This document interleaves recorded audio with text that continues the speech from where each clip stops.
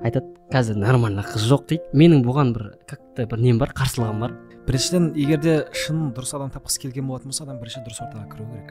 Негізі біздегі шариғи танысудың бірден бір негізі бұрын ұстаздар болғанда. Пайғамбар саллаллаху алейхи вассалам айтады, мусордың арасындағы өскен гүлден абай бол дейді. Ол кім деген кезде жаман ортада өскен әдемі қыз бала дейді.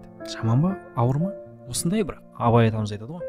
Сен оның мінезіне көзің жетпей, көңіл берме дейді. Әкем айтады, сен таңдауға тырыспай-ақ қой дейді. Өйткені танып біле алмайсың бәрібір дейді. Қазақта бір сөз бар, бет ашылып кеткен дейді. Бет ашылып кеткен деген сөз, мысалға қыз бен жігіт болады ғой, бір-біріне құрметі кетіп қалғанда, слишком кетіп қалғанда екеуі ше бір-біріне кетші бар, сен бір нәрседе боқтайып жібереді да әйеліне ше. Әйел адамнан құрмет көрсе негізі ер адам негізі қатты сыйлайды. Все, любой ер адам сындырады, серьезно айтамын. Мысалы сонда ер адамға құрмет болса, әйел адамға не сонда? Қамқорлық. Все. Ассалаумағалейкум ұстаз, сенде. Уағалейкум ассалам. Бай, ең бірінші ұстаздармен подкастын ең бірінші жүргізіп жатырмын.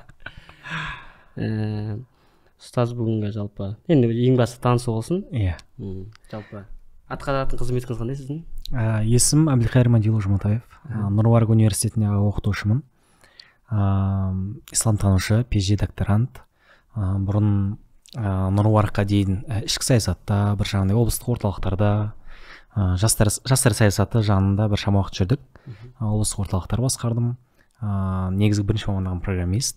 Нұр-Мубаракқа түскеннен кейін исламтануды осы соңғы 11 жыл бойы осы исламтану саласына жүрмін. Қазір араб тілінен оқытатын орталығымыз бар, Адет Академия деген. Офлайн оқытатын. Плюс Нұр-Мубаракта осы қызмет. Жалпы бүгін ұстаз, мен андай сұрақ мені қатты мазалайды да. Үйлену туралы. Бағана қыз бен жігіттің бірге қалай қосылу керек, қалай шариғат деңгейінде, немесе бағана сіз айтып жатсыз, азаматтық неке, ол қалай айтып отырсыз. Азаматтық неке көбінесе ол жақсы некеге емес, ажырасуға итермелейді дейсіз ғой. Сол туралы сұрағым келіп тұр сізден. Жалпы адам не үшін үйлену керек, ең бірінші сол сұрақтан бастайыншы. Адам ең әуелі жалғастырмау үшін үйрену керек дүниеде. Әрі қияметте оның некедегі келісімі жалғасады. Әрі дүниеде де қияметте оған жалпы әйел мен күйеу киім сияқты деп айтады. Сен денеңе ең жақын нәрсе киім ғой. Тура сол сияқты ең жақыны да сол. Сен жылтатын да сол. Сенің айыптарыңды жаңағыдай ұятты жерлерін жауып тұратын да сол. Бір-бірін толықтыру үшін үйленеді адам жалпы, бірінші. Екінші мәселе, адам өзінің қажеттіліктері бар. Алла Тағала кәдімгідей бойына салып қойған. Сол нәрсеге ләззат салып қойған. Сол ләззатты кей кезде біз некенің ішінен емес, сыртынан іздейміз. Әртүрлі бір видеолардан, көшеде кетіп бара жатқан случайный қыздардан, немесе тағы да басқа жерлерден. Оны біз заңды түрде іздеу үшін үйленуіміз керек. Бұл екінші мақсаты. Үшінші мақсаты үйленудегі адамның ұрпақ жалғастыру. Сен артыңнан салиқалы, жөнді, жақсы ұрпақ қалдырып кеткен уақытында, біріншіден ол сенің бір бақытың, өмірінің бір қызға бала деген дейді. Сен қызықты әр нәрседен іздей бер, жұмыстан іздей бер. Сен ол қызықты жаңағыдай мансаптан, атақтан, басқа нәрселерден іздей бер. Бірақ бірден бір үлкен қызығы негізі бала. Жас кезде ол байқалмауы мүмкін. Жас кезде жаңағыдай бір ырду-дырдумен, күліп ойнаумен, бір нәрселермен уақыт өте береді. Жандыра бересің, өртей бересің уақыттарыңды. Ал бірақ жаңағыдай сен балалы болған уақытта сен шынайы түрде жауапкершілігін сезініп, есейіп, ізіңнің жалғасып жатқандығын көресің ғой. Сондықтан осындай 3 себебі бар. Ауыр ма? Тым ресми емес па? Жоқ, нормально. Біз де просто айта береміз, на расслабоне айта берсеңіз де бар жалпы. Андай да, ең басында қыз бен жігіт кездесіп бастайды ғой. Енді қыз бен жігіт кездесіп бастағанда да қалай айтсақ болады, біреулер ресми танысады, біреулер бір какой-то ситуация танысып қалады. Бірақ та менің айналамда көп жағдайда қосылып жатқан қыз бен жігіттер, немесе үйленіп жатқан қыз жігіттер айналада жұмыс бабымен жүрген жора жолдастарымен, яғни жұмыстастарымен кездесіп, ақыр соңы үйленуге барып жатады. Жалпы сосын мынандай нәрсе достарымнан көп естимін, қызы жоқ достарымнан. Олар ақыл беруге күштірек па? Иә, айтады, қазір нормально қыз жоқ дейді. Менің бұған как-то бір нем бар, қарсылығым бар. Нормально қыз бар, негізі бар ғой. Нормально қыз дегеніміз қалай, ол как-то қазіргі таңда, қазіргі заманда андай одноразка деген сияқты бір нәрсе шығып кетті ғой. Клубқа бармайтын сияқты. Сондай сыңайдағы қыздар. Енді менің оларға айтар қарсылығым, жақсы жар табу үшін сен неге жақсы адам болу керексің ғой біріншіден. Айналаң қандай, сенің де айналаңда сондай адамдар пайда болады. Мен енді өзім былай Алматыда жүргеніме 5 жыл болды ғой. Сол 5 жылдың ішінде мен уже 2-3 ортада болдым. Алғашқыда жаман орта деп айтайын ба не дейін. Екіншісі қалыпты орта, үшіншісі қазір Аллаға шүкір жақсы ортада жүрмін деп ойлаймын, өзімнің жеке ойым. Енді сол кезде ең бірінші ортада жүрген кезде менде андай адамдар болды көбінесе. Бағанағы сипаттағы адамдар, сипаттағы ер балалар, сипаттағы қыз балалар. Яғни сондай болды. Ол кезде енді жаман демеймін, өтті кетті, ештеңе етпейді.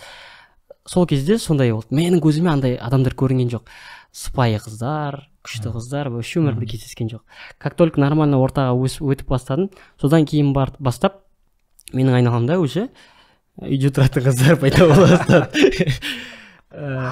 Аллаға шүкір, қазіргі таңда менің айналамда ондай ешбір адам жоқ. Не ер адам да жоқ, не әйел адам да жоқ.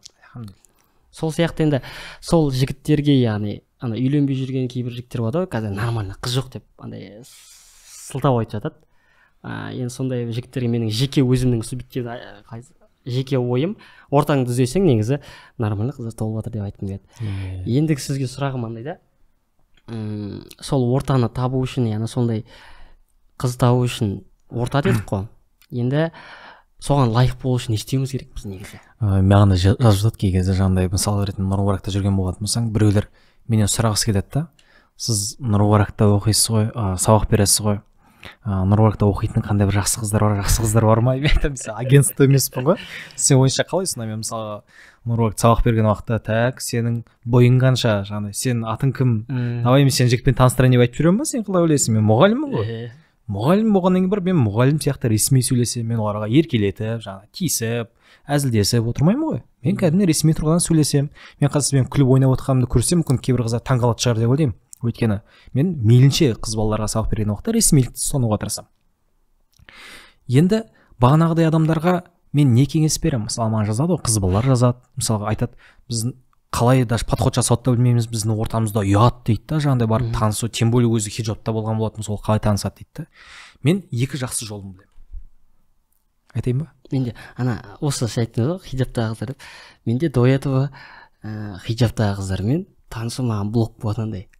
Қазір блок жоқ па, спокойно таныса бересің ба? Как-то танысу ол андай емес та, андай кел танысайық емес. Ол адам бір-біріне ұқсайтын болса, бір-біріне тең болып тұрса, іштей блок. Бұрында іштей кәдімгідей кел танысайық деп, немесе орамалдағы қыздармен танысуға болмайды дейді менде ішімде не болатын. Оказывается, орамалдағы қыздар тоже біз сияқты адамдар, просто өздерінің шариғат бойынша әурет жерлерін жабу арқылы просто сондай сипаттағы адамдар. Менде бұрында андай болатын, орамалдағы қыздармен таныса алмай сүймей оған тең емеспін дейтін не болатын. Қазір танысу дейтін ол қарындас кел танысайық деген сөз емес. Адам істес болу. Жалпы болашақта егер де мысалы ретінде әйелің хиджабта болған болатын болса, уже қазір блок жоқ дейсің ғой. А вдруг хиджабтағы болсын, проблема жоқ деген сияқты. Қызбен танысу деген қалай ол? Сенің мақсатың бір, ойың бір, қызығушылығың бір болатын болса, сен қандай қызбен болмасын, любой адаммен тіл табысуың өте оңай болады. Ол қайсық болады? Бағанағы танысу ол тек қана қарындас, танысайық дегеннен тұрмайды деп ойлаймын мен. Себебі танысу ол просто история ғой, кәдімгі ертең болашақта да андай қызығып айтып отырған сияқты. Біз себебі әке шешемізден сұраған кезде сіздер қалай таныстыңыздар дегенде күліп отырып айтатын әңгімелер бар. Сол сияқты андай жаман да, әке сіздер қалай таныстыңыз, көшеде келіп жатқан мамаң дедім, содан танысып кеттім деген сөз емес. Ол какой-то бір историяны тұру керек сияқты. Сол сияқты қыз бен жігіт танысқан кезде как-то бір сондай бір қызығушылықпен танысатын болса, болашағы зор деп ойлаймын. Жалпы. Иә. Сіз бана енді сөзіңізді бөлгенім үшін кешірім сұраймын. Бана екі тәсілін айтсаңыз енді. Иә, сен жауап беру керек, мәселені қозғап кеттің біріншіден. Бағанаға бірінші жауап берейін, кейін барып мен мына мәселеге жауап беремін. Біріншіден, егер де шын дұрыс адам тапқысы келген болатын болса, адам бірінші дұрыс ортаға кіру керек. Мысалға мен айтам, біріншіден сен егер де мысалға орамалда қыз болатын болсаң, және де сен сәйкесінше намазхан, осы дін ұстанатын иманды адамға тұрмысқа шығам десең, сен сәйкесінше мешіт жанындағы жамағаттың қатарында болуың керек. Мешіттегі апаймен таныс болатын болсаң, любой мешітте қазір сабақ беретін апайлар бар. Бар курстарына қатыс, тәжвид үйрен, бір қайырымдылыққа жиналып жатады, сонда бар. Сен егер де апай мысал ретінде танитын болса, кейіннен барып мысал ретінде ол жаңағыдай өзінің жұбайына айтады. сосын жұбайым мына жақтан жөнді бір жігіт іздейді. Сен көріп тұрсаң, жақсы бір адамын көріп тұрсаң, сен өзің итакта іштей оны біреумен таныстырғың келіп тұрады, ертең біреуге ұнап қалмасыншы деп ше. Негізі біздегі шариғи танысудың бірден бір негізі бұрын ұстаздар болғанда. Ұстаздар біледі ғой енді, отбасылар бар, әртүрлі орталар бар, нелер бар, бір-біріне қонаққа барады, араласады, балаларын, қыздарын көреді.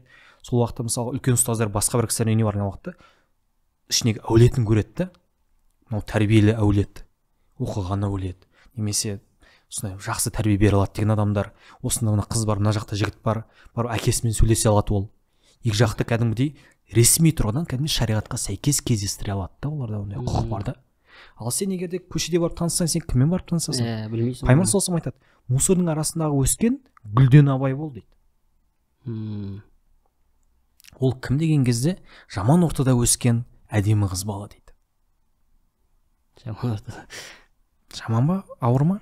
Осындай бірақ ол сондай. Сен нені бағалай аласың көшеде кетіп бара жатқан кезде? Тәрбиесін бағалай аласың ба? Ладно, давай бір-бірімізді алдамайық. Көзбен ғана. Сен максимум оның жаңағындай сұлбасын, фигурасын, сендердің тілмен айтқан кезде бағалайсың, түрін бағалайсың. Все. Сен оның тәрбиесін ешқашан бағаламайсың. Мысалы, Абай атамыз айтады ғой, сен оның мінезіне көзің жетпей, көңіл берме дейді. Мінезіне, көркем мінезіне көзің жетпей, көңіліңді беріп қойма дейді, құлатып қойма дейді. Ер балада. Ер адамға қатысты айтылған әңгіме ол. Өйткені ер адам не нәрсеге құлайды? Қылығына құлайды да. Бір қылығын көріп қалады, еркелеп бір нәрсеге басқаға батқанын. Все, салам алейкум, крыша кетіп қалды. Рас қой. Сен басқа нені бағалай аласың? Ал бағанағыдай үлкен ұстаздарың болса, көргенді адамдар болған болатын болса, ол ата-анасына қарайды, тәрбиесіне қарайды, тәрбие көрген жөнді, әдепті, қызметті жасай білетін адамды көрген болатын болса, уже сенімен яқта сені көріп тұр. Мысалға сен барып курс алып жүрсің, условно мешітте я болмаса, мысалы ретінде ұстаздардың видеоларын түсіріп жүрсің. Мысалы мен сені уже танимын, көрдім, тәрбиеңді көрдім, ортаңды көрдім, адам уже белгілі бір жасқа келген кезде адам тани бастайды ғой более-менее. Түсінеді сен примерно сен қандай адам екеніңді. Мен жақта барған кезде көріп жүрмін, окей, мындай бір жақсы жөнді адамдар бар екен. И екеуін мен әке-шешесімен сөйлестіремін да, кәдімгідей ол қасына ағасымен я болмаса бауырымен келеді.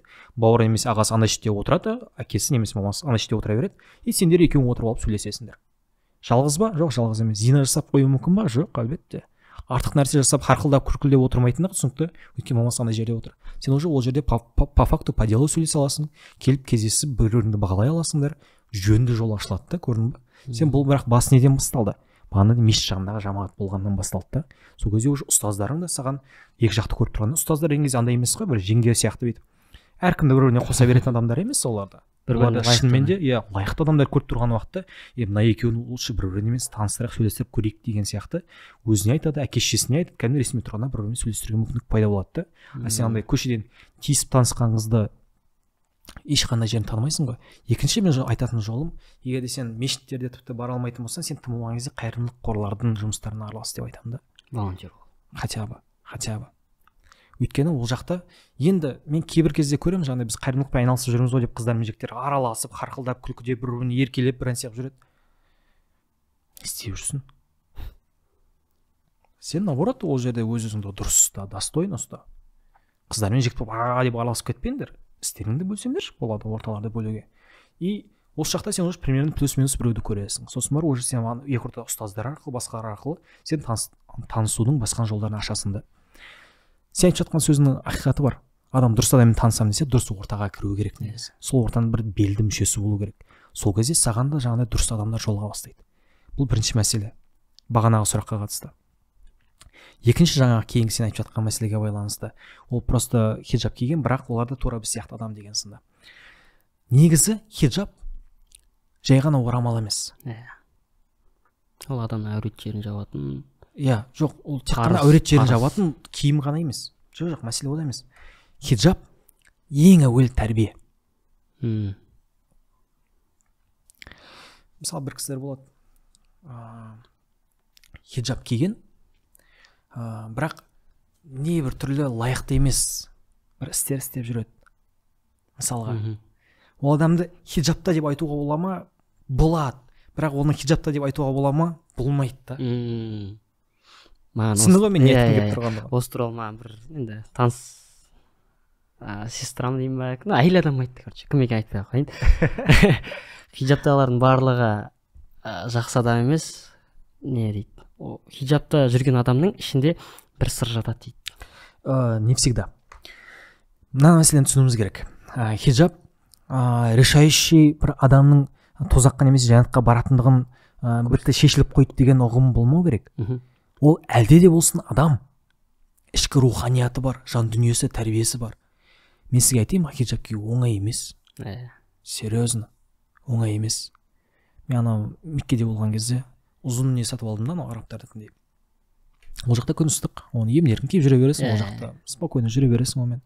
Келдім, үйде киіп жүре алмадым ғой ананы. Аяққа оратыла бере ме? Жоқ, аяққа оратылғанда емес мәселе. Анау бізде как будто бір не сияқты көрінеді да, андай бір жат болып көрінеді да. Тақия киіп талпаның арасына кіріп көрдің ба? Көрдім мен тақиямен жүрген уақытта мен сол кезде хиджабтағы қыздар түсіне бастаймын. Бүкіл назар сенде ғой. Ресторанға кіріп келе жатсаң, барлық көздері сенде да, кәдімгі бір подиумда кетіп бара жатқан ұқсап. 1, 2, 3, 4 деп жаңағыдай шатаспау үшін санап барып жүремін ше, анау аяқтан сүрініп қалмау үшін. Сен ойлан, 24 сағат бірыңғай сондай зейінде жүру, 24 сағат сол нәрсеге сабыр ету, ол оңай емес. Ол кәдімгідей ерлік негізі. Біз ондай қыздарды айыптамауымыз керек, керісінше біз поддержка беруіміз керек негізінде ше, аға ретінде, бауыр ретінде. Бірақ ол деген сөз онымен флиртовать етіп бетіп кетуің керек деген сөз емес. И в то же время орамал кимеген қыздарды шеттету де жақсы емес. Яғни олар сен үйленуі мүмкін варианттардан сызып тастама сен. Олардың арасында тәрбиелілері болады да, мыналардың да арасында тәрбиесіз болуы мүмкін. Яғни сен негізгі өлшемді ол деп қойма, негізгі өлшемді сен тәрбиеге қарай қойды. Әлбетте бағанағы Алланың алдындағы парызын орындап жатқан адам ол үлкен құрметке лайықты негізінде. Алла үшін соның барлығын сабыр етіп көтеріп жүрген адам да. Бірақ ол деген сөз олар уже бір отклонениесінен немесе травмадан немесе бір нәрседен келіп жүр деп олай ойлама. Олар да кәдімгі адам. Бірақ в то же время ең әуелгі адамның діндарлығы сыртқы көрінісінен емес, ең әуелгі адамның діндарлығы ішінде. Ішінде. Мысалға бір жігіттер бар, өзіңде білесің ғой, жігіттердің арасында біреулер бар, постоянно тақиямен жүреді да, бірақ деп жаңағыдай бір сәл бір ыңғай киіп кетсе харамға спокойно кіріп кете салады, тақияны шешіп. Ондайлар кездеседі ғой. Ана бір не тиктоктан бір видео көріп едім, типа бір тақия кіретін кім бір ұстаз айтты ғой, типа бір нәрсе дейді, тақиясын шешуің деп боқтап қайт киіп алам дейді. Сол сияқты. Сондай сияқты ғой, типа тақияны атты шешіп жүреді. Сол сияқты яғни айтқым келгені адамдардың барлығы бірдей бір емес, әрі өлшемді тек қана киімге қарай қоймауымыз керек та. Сонымен қатар ол үлкен индикаторлардың бірі адам қаншалықты өзін Аллаға арнағандығының. Мысалға сен сақал қоясың ғой, сен сақал қойып өсіре бастаған уақытта уже бірден бір белгі, сен бағана сияқты сақал шешіп тастай алмайсың. Бір ситуация болып қалса, ол сенің өзінің Аллаға арнағандығының бір белгісі да. Тура сол сияқты орамал да өзін Аллаға арнағандығының бір белгісі. Ол үлкен фактор. Бірақ сонымен қатар сен сыртқы бейнемен ғана шектелме деп жатырмын да. Оған да қара. Сонымен ішкі дүниесіне, тәрбиесіне де қара да.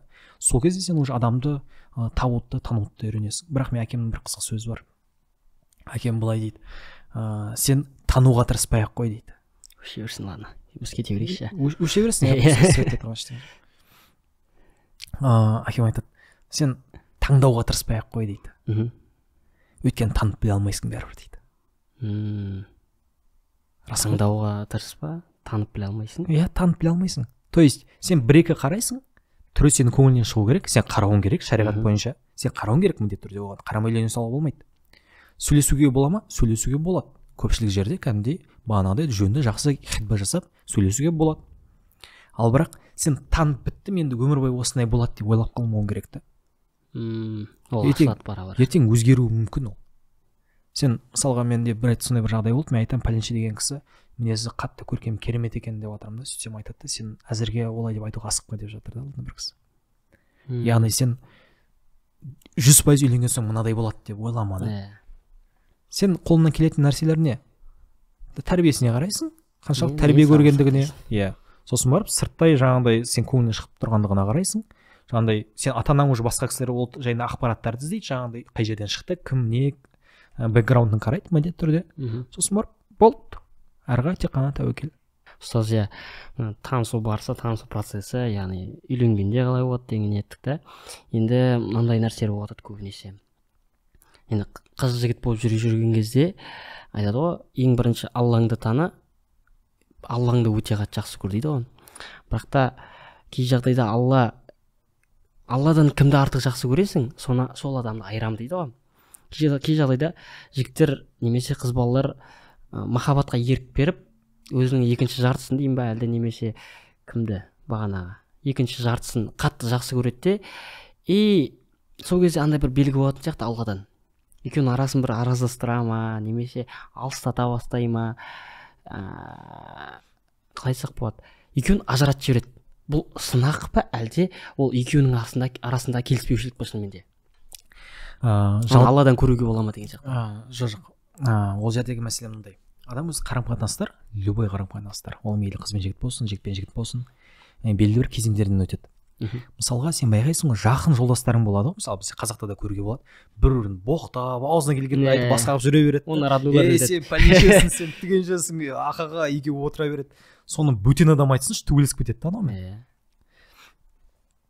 Оны қабылдау деп айтады да. Сен пәленше адамды уже қабылдап қойғансың да. Бұл қарым-қатынастардың почти что ең биік кезеңі да. Бірақ оған дейін бір кезеңдер бар да. Ол алғашқы кездерінде ынтызарлық, құмарлық. Сен бір қыз баламен енді ғана сөйлесіп танысмай қалған уақытта бүкіл нәрсесі қызық, бүкіл нәрсесі сүйкімді, көңілің алабұртып бетіп, кәдімгі екеулерің махаббат болып жүресіңдер. Конфетно-букетный период деп атайды ондайды. Алғашқы сондай бір ынтызарлық кезеңі да. Сосын барып ол кезең өтеді, басылады. Хочешь того или нет, ол кезең басылады. Сосын барып келесі кезең келе бастайды. Адамдар бір-бірімен тебісе бастайды, ұрса бастайды. Ұнамай бастайды. Шекаралар, уже қылықтары, бір жерлері шыға бастайды, бір нәрсесі шыға бастайды. Осыдан тебісу кезеңі болады. Андай бір-біріне минус айту кезеңі ана басталады ғой, бір-бірін көтермей артқа кезең. Сол бір-бірінің минустарын көре бастайды да. Бағанағы тема уже кетеді, артқа қарата эмоциялар. И уже сен минустарын басқаларын, осындай ма? Көре бастайсың да. И осы тебісу кезеңі бар. Көбісі осы кезеңде айырылысып кетеді. Өйткені олар ойлайды, махаббат деген бағанағы бірінші кезеңі сияқты, ой, сол 60-ға 80-ге келгенге шейін сөйтіп бір-бірінің ынтызарлық өшпеу керек деп ше. Олай болмайды. Ол ересек адамның понятиесі емес махаббат жайында. Ынтызарлық басылатындығын қабылдайсың, сосын барып тебісу басталады. Тебісу кезеңнен өткен кезде қабылдау кезеңі басталады. Бағанағыдай уже кемшіліктерімен, басқасымен, бәрімен бірге қабылдай бастайсың уже адамды. Ол өзі сондай, ол өзі сондай. Жарайды, құрсын, түсіндім, окей. Тамақ пісіре алмайды, пісіре алмайды. Окей, ладно. Үйренер. Үйренсе үйренеді, үйренбесе ладно, өзім ақ пісіремін. Болмаса, мысал ретінде сені қабылдай бастайды. Жарайды. Білмеймін, не мәселе мысалға. Ақша көп таппайды, жарайды. Ақша көп таппайды, ладно. Болмаса, ол жаңағыдай не қылмайды, например, качок емес, денесі денелі емес. Ладно, окей, денелі емес, денелі емес, ладно. Тебісу кезеңдеріне саған тиісіп жүрген болуы мүмкін, саған качкаға бару керек деп. Кейіннен барақ мысалы қабылдайды бәрібір. Қабылдағаннан кейін барып, ол нәрселер сен үшін нормальный болып ұмытылып кеткеннен кейін барып, құрмет пайда болады. Бір-біріңді қабылдау и құрмет. Сен уже бағанағы уже кемшіліктерін бәрін қабылдадың, оларға үйренісіп кеттің. Осын арғы адамға уже сәл болсын құрметің пайда бола бастайды. Шақ-шақтарын басқаларын көре бастайсың. Қайтадан. Сосын барып махаббат болады. Сонда құрметке құрылған. Бағанағы этаптан секіріп кетпеу керексің да? Өтіп кету керек. Сабыр етіп өтіп кетесің. Мысалға анау ата мен әжелерді көрген шығарсың. Осып бітеді дейді. Жүре береді екеуі, короче, ше. Түсіңіз ба? Бір-бірін қалдып тану жоқ. Белгілі бір деңгейде жас кезде ойлайсың, конфликт болса, все, бітті, біз бір-бірімізді жақсы көрмейміз, бізге айырылысу керек деп ойлайсың да. Ертең сен 60-70-ге келген кезде конфликт ол жай ғана конфликт екендігін және оны өтіп кететіндігін түсінесің да. Сондықтан уже бағанағы сияқты кезеңдер по-любому уақытша. Адамның қарым-қатынастары бәрібір кезеңдерден өтеді. Бұған шариғат не дейді сонда? Не нәрсеге? Бұл пайғамбар саллаллаху алейхи вассалам мындай бір хадис бар. Әйелінің маңдайына қолын қойып, я Аллам, бізге бір-біріміздің жақсы жақтарымызды көрсет, жаман жақтарымызды жасыр деп айтқан дейді. Мысалы, сен жолдастарың бар ғой, сен бір-біріңе аузыңа келген сөйлей беруі мүмкін, басқа болуы мүмкін, бірақ сен оның осы сенмен кәдімгідей зәрін төгіп ерегіспеген да, например. Төбелесіп ерегіспеген да, сенмен ше. Ешқашан төбелеспегенсіңдер бір-бірлеріңмен ше. И сонымен қатар ол барып, сен білесің, күнде 3 рет біреумен төбелесетіндігін да. Аптасына бірнеше мәрте точно төбелесіп шығатындығын білесің да біреумен. Бірақ ол сенмен төбелескен жоқ қой. сен оның ол жақтарын көрген жоқсың да. Түсін ба? Қанша жыл дос болсаң да сен оның ол жақтарын көрмеген болуы мүмкін да. Саған қатысты істемеген да, ызасын көрмегенсің. Ызасын көрмегенсің, саған ызаланбаған, сен оған ызаланбағансың да. Төбелес жағынан именно. Дұрыс па? Бірақ оның ондай қасиеті бар екендігі ақиқат қой. Тура сол сияқты ертең сен әйеліңмен өмір сүрген уақытта кейбір қасиеттер болуы мүмкін, жаман қасиеттер. Бірақ Алла саған оны өмір бойы көрсетпей өтуі мүмкін да, саған қатысты именно.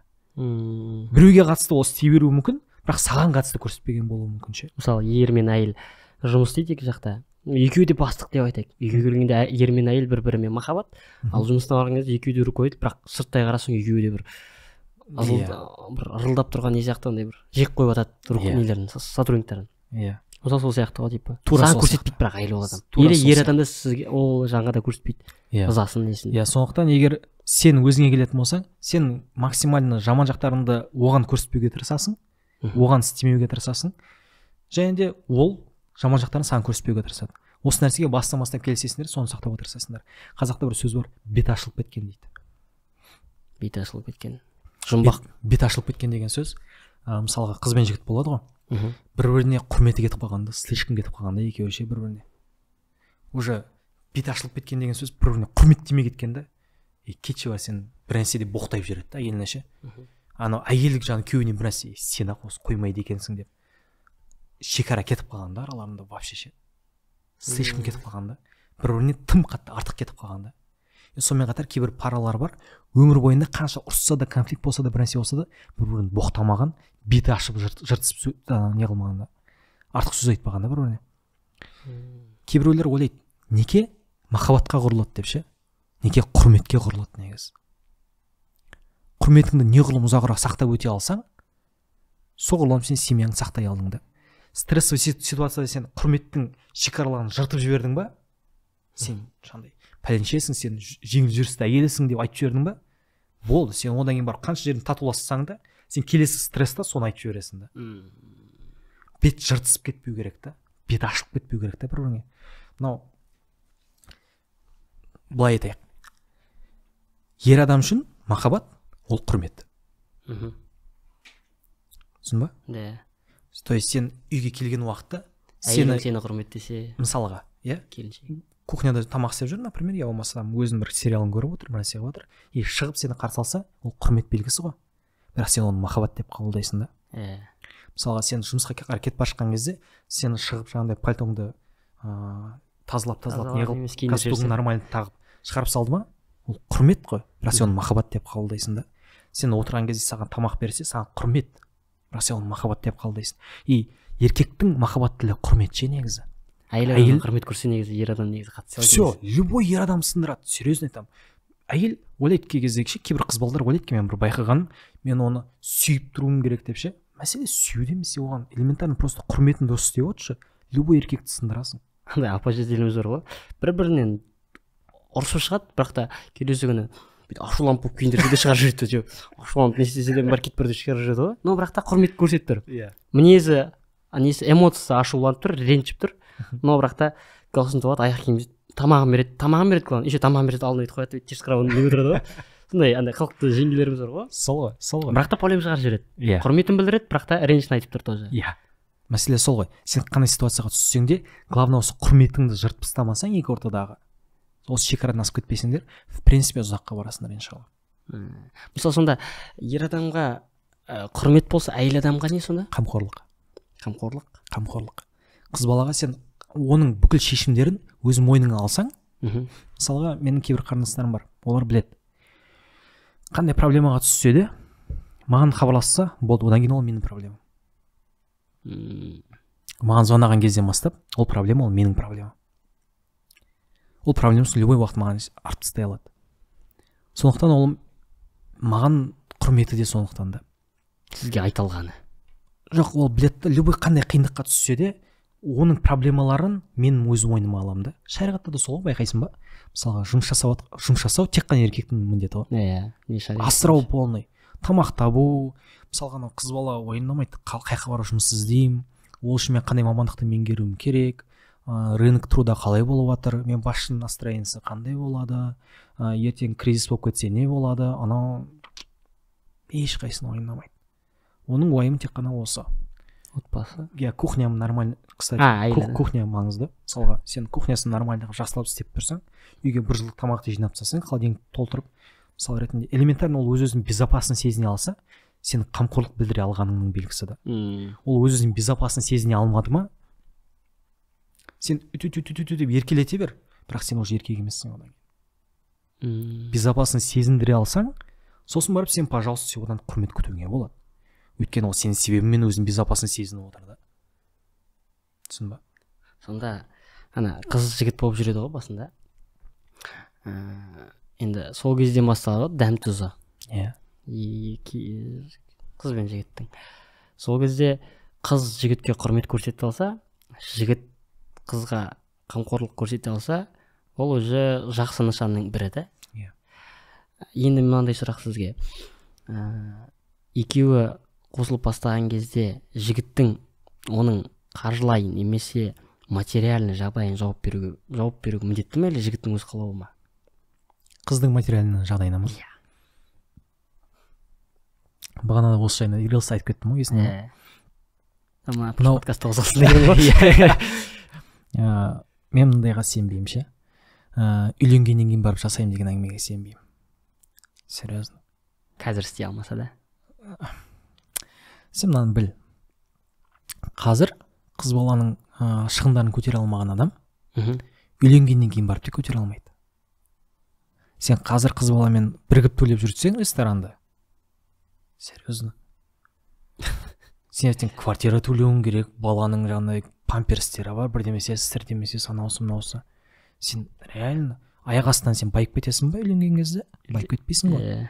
Тура сол сияқты қыз балада. Сен қазір егер де сен оның жағдайын жасай алмасаң, айтқан сөзіне тоқтай алмасаң, құрмет білдіре алмасаң, үйленген күні аяқ астынан құрмет пайда болып қалмайды. Сен ойлайсың ғой, ол саған құрмет білдіре алмаса қыз баланың айыбы деп ше?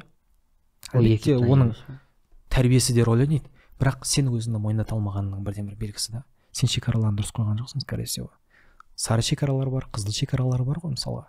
Қызыл шекаралардан асырып алдың, например, сен. Сен оған позволять еттің да. Яғни ол деген сөз сен ұруың керек деген сөз емес. Бізде сондай бір стереотип бар ғой. На самом деле олай емес. Мынау егер саған ұруға тура келсе, айғайлауға тура келсе, сен осы үйдің еркегі кім деп айтуға тура келсе, скорее всего ол сен емес. Өзіңді қалай айтсақ болады, эмоционалды түрде агрессивно күшпен ешкім қалай айтсақ болады, хан бола алмайды деген сияқты ғой кезінде. И бір жағынан кейбір шекараларды біз слишком жоғары салып тастаймыз, бұны да ескеру керек. Енді осы теманы жалғасы ретінде айтып жатқаным ғой. Келесі бір екінші мәселе. Өйткені қазақта сөз бар, ханды халқы мойындаса да қатыны мойындамайды дейді. Сен түсінуің керек, бәрібір де сен былайша айтқан кезде үйдегі сен жаңағындай жел шығарып диван алдында жатқан халіңді көрген адам сені бағанағыдай халықтың алдында костюм шалбармен көрген адамдай құрметтеуі қиын. Негізі әйел адам еркегін мойындаса бар ғой, еркек бүкіл жерді қопарып деген сияқты бар ғой.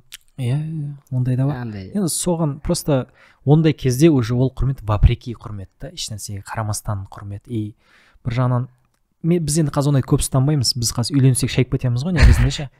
Бүкіл кемшіліктерін бәрін ашып тастайсың ғой әйеліңе. Бұрынғы мен аталарымыздан, әжелерімізден байқаған көбіне ондай болмаған ше.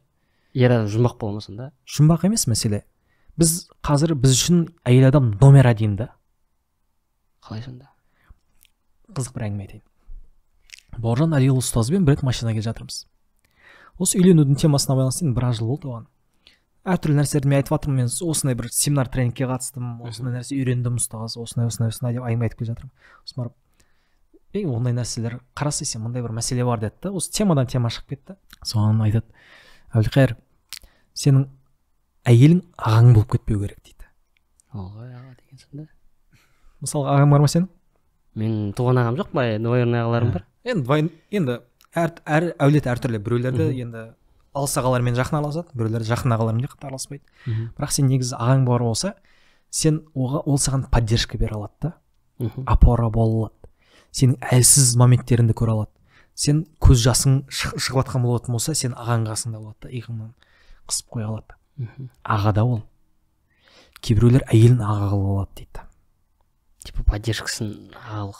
Иә, то есть оның өмірінде аға жоқ. Әйеліне келіп проблемасын айтады, әйеліне келіп өзінің әлсіздіктерін білдіреді, не қылады, басқа қылады, абыройын құртады да ол оның. Сен ағаң болу керек еді да. Сен қиналған, жылайын деп отқан сәттеріңде ағаң көру керек еді да. Сосын барып сенің осындай әлсіз тұстарыңды сені қолдап жіберу керек еді да. И ол уже сен әйеліңе ол әңгіме бармау керек еді. Әйелің сені мықты күйде ғана көру керек та, негізі қолдан келсе. Мен білем, ол оңай емес.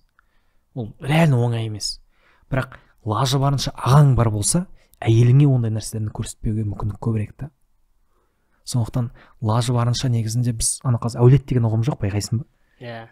Мысалға бұрын әулет деген әңгіме сен бір семьяның ішінде пәленбай, бір үйдің ішінде пәленбай адам тұрып отырсың да, например, 8-9 семьяда, например, ағаң бар, біреу бар, жеңгең бар, пәленбай, түгенбай, көп та. Қазір бөлек кім десең, бөленің кім екенін де білмей жатады адамдар мысалға. Реально ғой.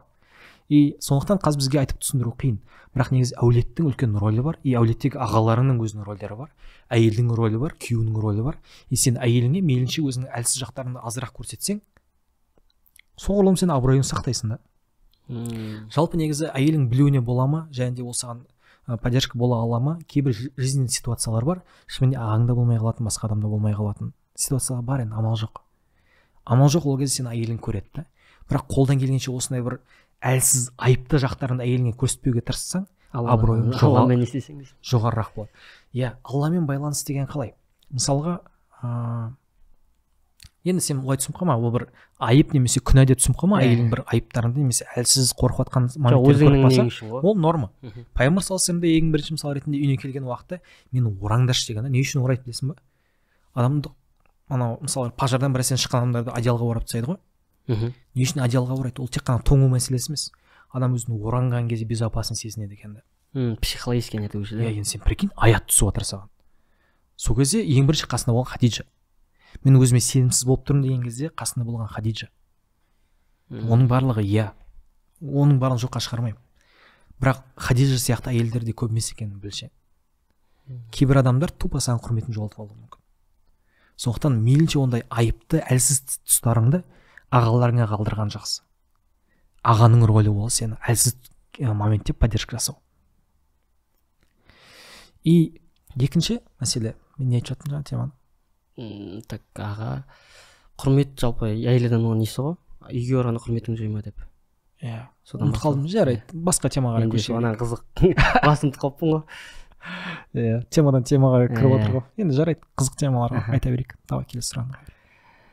Мен онша қызық вообще сұрақ туралы ұмытып кеттім ғой. Ол сондай тема, просто әркімнің өзінің рөлі бар да. И осы рөлдерін дұрыс атқарып отқан болатын болсаң, енді мысалы халықтың алдына да мысалға президент пижамамен шықпайды ғой негізі.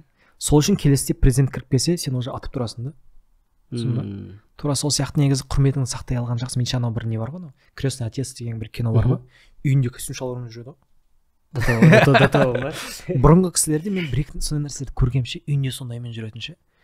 Кейіннен ғой, мысалы уже біздің көбірек көріп алсам, іш киіммен жаңағыдай созылып кеткен бір майкамен, бір әсемен. Енді бір жағынан сен өзіңді комфортты сезініп жатқанның белгісі ғой енді. Бірақ сенің алдыңа мен қазір созылып кеткен майкамен, бүйтіп мына жерде сары ізі бар, іш киіммен жүрсем, сен де маған құрметің азаятын еді да. Сондықтан негізі қолдан келгенше әлбетте әдемі жүруге барынша. Иә, өзінің статусын сақтауға тырыс. Енді мейлінше. Бірақ енді ол деген сөз сен бөтенсіп кетіп, қайта-қайта кетіп, қатайып, ұрса беріп деген сөз болмау керек. Сен шын мықты болатын болсаң, айқайламай бағындырасың негізі. Неден сұрақтан қарай шыққан есіме түсті. Бағана сіз айттыңыз ғой, типа рилста пайда болды дедік қой, типа қыз балаға материалдық несін жағдай жасауға қазір бола ма деген сияқты. Енді мынандай сұрақ. Қызда кішкене феминизм болса ше, сәл ана ер балаға деген, мысалы айтып отырса, типа еркек қазір істей алмайтын болса, ол ертең үйленген кезде де істей алмайды деген нәрсе бар ғой. Қыз балаларда менде қазір мынандай не бар. Мен қазір әзір келін емеспін, мен сенің әйелің емеспін, мен сенің қатының емеспін, мен бұл дүниені істемеймін. Или кейбір нәрселер бар да, өтініп сұрайсың ғой, істеп бере қойшы дейді ғой. Өзің істейді, типа. Мен істеуге міндетті емеспін деген сияқты. Андай құрметсіздігін көрсетеді сол кезде, типа. Осыған сіз қалай не істейсіз, жауап бере аласыз? Жалпы қыз бала, бағана сіз ер адамға не факт келтірдіңіз ғой, қазір істей алмаса ертең болашақта да істей алмайды. Қыз бала қазір құрмет көрсете алмаса болашақта да көрсете алмайды деген сөз ба? Иә, құрмет көрсеттіре алмасам деп отырсың ғой. Қазір құрмет көрсеттіре алмасам кейіннен барып құрмет көрсеттіре алмаймын деп отырсың ғой. Қара, мәселенің екі басын ашу керек. Біріншіден іске қарау керек. Кейбір істер бар, қыз бала шынымен міндетті емес оған. Сен ол кезде құрметтің негізінде немесе өтініш немесе басқа нәрселермен жасай аласың. Кейбір мәселелер осыған міндетті жасауға, кейбір нәрселеріне ол міндетті емес. Шынымен де міндетті емес. Мысалға, бізде шариғатта міндетті емес кейбір нәрселер бізде дәстүрімізде, ғұрпымызда міндет сияқты болып кеткен. Істемесе айыптап, ұруға шейін барып жатады. Бірақ сен қалай болғанда да бірінші сенің нең өлшемің ол шариғат болу керек. Өйткені қазақтың негізгі өлшемі шариғат болған. Кейіннен барып біз анау жаңағыдай кеңес үкіметінің мәдениетімен, Францияның мәдениетімен, сіңірсен мәдениетімен, шала бір жаңағы дін атынан сөйлеп жүргендердің мәдениетімен бәрін араластырып жібердік негізінде. Бірақ таза сен егер де қазақтың нелерін қарасаң, жырларын, кеңес үкіметіне дейінгі сөйлеген сөздерін басқаларын қарайтын болсаң, таза нөмір бірінші орында шариғат болған негізі. Көп жағдайда. Шариғат ұстанылмаған адамдарды айыптаған, бойында бұрынғы қалдықтары бар деп айтқан. Абайдың шығармалары жинаған 2-ші томында мындай бір қысқа сөз бар. Қанша шариғат келгеннің өзінде де есіктің сыртына шығып жаңағыдай бір кекпір мен қазан тұратын сондай бір ескі дәстүрдегі адамдар арасында бәрібір де кездеседі деп айтқанда. Мысалы қазір алып қашуды тип адамдар не көреді де андай дәстүр көреді, негізі ол дәстүр емес. Дәстүр емес, оған шариғатта негізі рұқсат емес. Рұқсат емес негізі. Таныс емес жат адамды алып қашу ол қылмыс қазір. Сен негізі қолын ұстауына хақың жоқ қой, сен оған қалай құшақтап кілемге орап алып кетесің сен. Алып қашу дейтін ол кезінде жеңгетайлардың келісіммен бір-бірін екеуін естіп алып қашу сыңай таныту арқылы просто мен алып қашып кетті деген хабар жеткізеді болды. Дәстүрдің бір бөлігі ретінде екеуі жеке жақтың келісімімен болса болады. Дәстүр ретінде, ғұрып ретінде. Ал бірақ егер де сен танымайтын бір қызды шандай басына қап кигізіп алып кеткен болатын болса, ол қыз қалуға міндетті емес, сен оны алып кеткенің үшін негізі қылмыскерсің. Екінші мәселе, бағанағы теманы ар жағына ашып кетейін. Ол мәселеге қарау керек. Мысалы ретінде қыз бала айтқанға көнбей жатқан болатын болса, мәселеге қарау керек. Екіншіден сырттың әсерінен сақтану керек. Екі жақта қыз да жігіт те сырттың әсерінен сақтану керек. Өкінішке орай қазір семья үлкен атаканың астында ше, үнемі. Сынның астында да. Жоқ, атака жан жақтан ше. Мысалға, қыз балаларға атаканы жасап жатқан феминизм. Келеді жаңағыдай, сен анаға міндетті емессің, істеме, сен оған қызмет қылуға міндетті емессің, сен оған жаңағыдай қосылуға міндетті емессің, анаға міндетті емессің, мынаға міндетті емессің.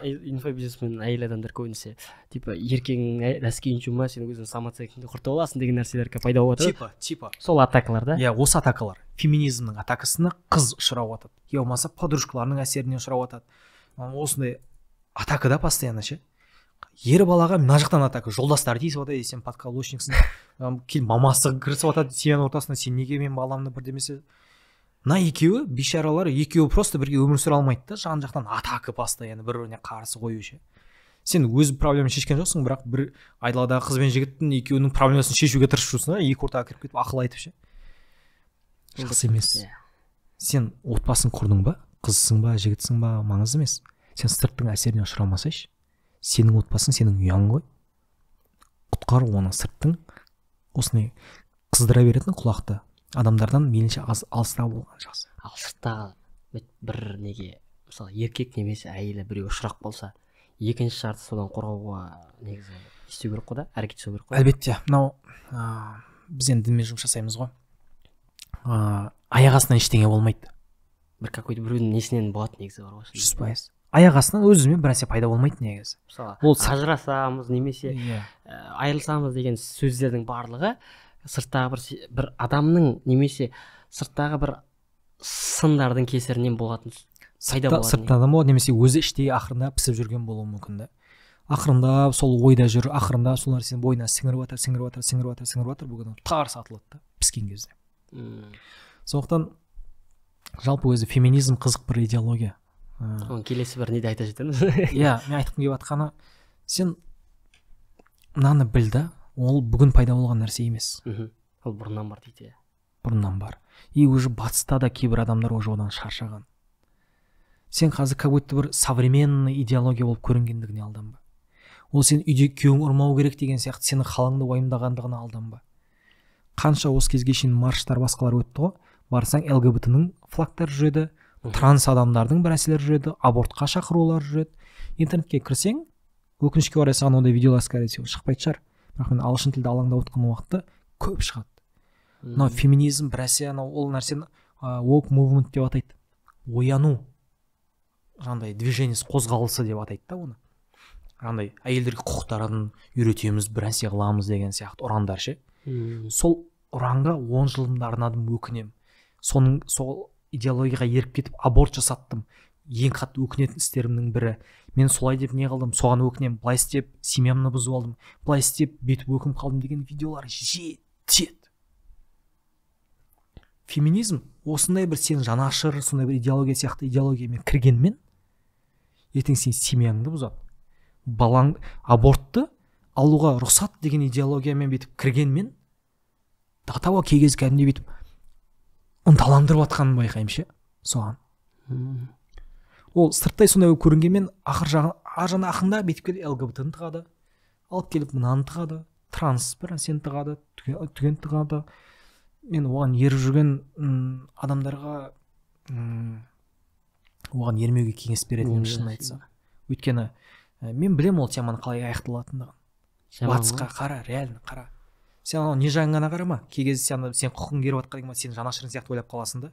Не істесе дұрыс сияқты болып көрініп кетеді. Дұрыс жақтан ғана көресің ғой. Сен мынау жағында көр оны қалай екендігін. Оның соңы неге алып келіп жатқандығын. Жалпы негізі ол идеология бізде қазір жаңа болғанымен, бізге енді бір күш алуға, артылуға тырысып жатқанымен, оған негізі алданбаған шығарсыз. Жалпы бүгін сізге көп рахмет. Негізі кейбір білмей жатқан нәрселер көп таңғалып жатыр негізі бар ғой. Андай білемін деп жүрсем де негізі андай бір сұхбаттасайын деген нәрсе болды, бірақ та как-то сұхбаттаса отырып қалай айтсақ болады, біліп тұрмын деген нәрсе, как-то білмейтін нәрселерім көп екен. Сізге алла разы болсын, көп рахмет.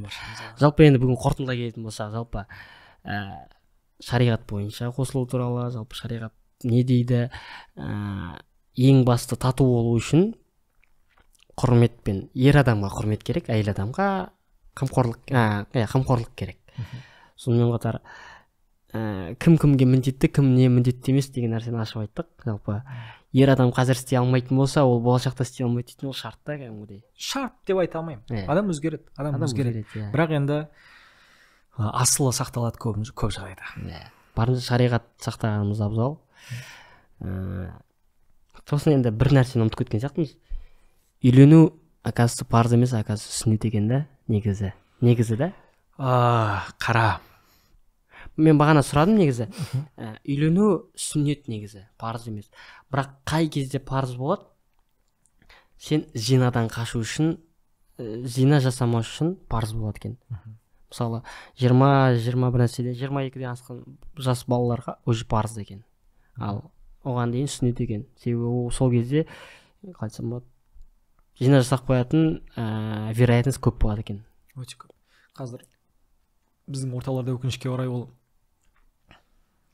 біздің әрбір істеп жатқан современный деген нәрселеріміз зинаға жол ашады көп жағдайда. Сондықтан меніңше ол нәрседен енді мен мысалы ретінде сен шын бір ғылым жолында жүрген адам болмасаң, ертерек үйлен деп кеңес беретін едім негізі. Үйленгенде береке бар дейді ғой негізі. Сондықтан енді қорытындылай кететін болсақ, жалпы үйленуге асығу керек. Бір-бірімізді құрметтесек, қыз бен әйел, егер мен әйел бір-бірін құрметтесе бақытты болады. Иншалла. Енді ондай оңай емес, бірақ енді негізгі принциптері сондай. Танысу жолдарын ортаңды түзесең өте жақсы болады. Қай жағдайда, қандай жағдайда болса, доста болса да, жарта болса да, жұмыс болсын, болашағыңа болса да, орта болу өте көмегін тигізеді. Жалпы бүгінге осы, сізге көп рахмет, келгеніңізге, келіскеніңізге рахмет. Осымен аяқтайық. Рахмет.